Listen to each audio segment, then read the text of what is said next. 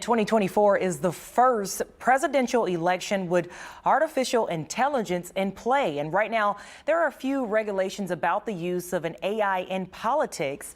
Last month, the Federal Election Commission decided not to impose new rules on the technology ahead of the election.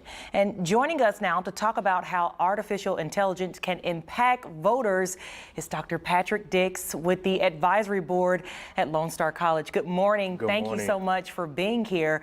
So let's jump right into it. We understand how AI can help create fake ads, but explain the process how AI can be used to target election systems like registration databases and voting machines. Well, with those voting machines, you can actually use AI to get through the server into the network. What we have to understand is all of those systems are tied into networks.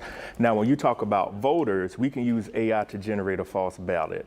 We have many people now that get their information off of social media. And with early voting started in Texas, you can go to your prospective county or prospective area and see the sample ballot. Just like when I'm in South Carolina, when I decide to go vote next week, I've already looked at the sample ballot.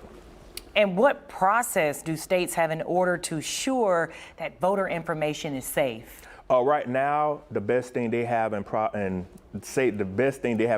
is some type of cybersecurity. But with the use of artificial intelligence, we have to make sure that information is more encrypted. We have to make sure it's more safe. You're going to have foreign hackers. You're going to have domestic players that try to get into these databases and possibly even wipe out eligible people that can vote. And they can also make it where somebody that has voted once can vote again because the system didn't recognize it.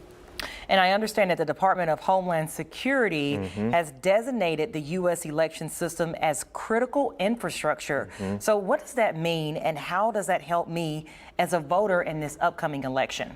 Just like the power system, just like the electrical system, what we have to realize, we have a big presidential election coming up. These machines and these systems are not only used for the presidential election, they're used county-wise when you have your local elections.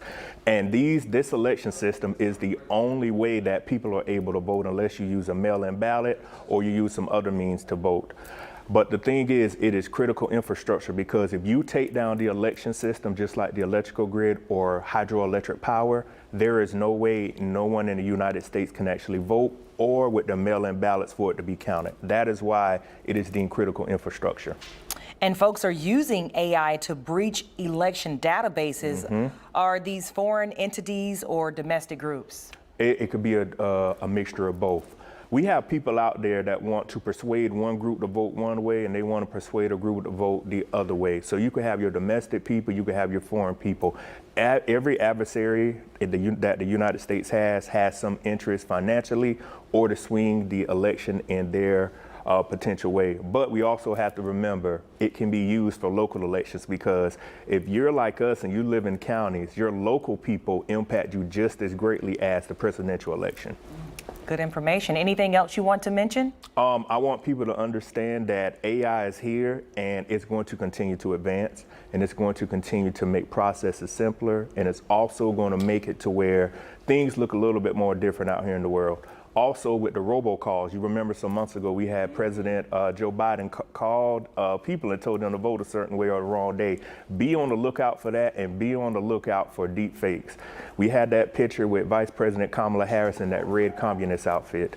We also have to remember many of these things cannot be traced, so when they're on the internet, there is no way to back trace and track where it actually came from. So just be vigilant on what you're looking at out there. That's some good information. Thank you so much. We have Dr. Patrick Dix with us. Thank you so much for joining us here on the KPRC 2 Plus live stream.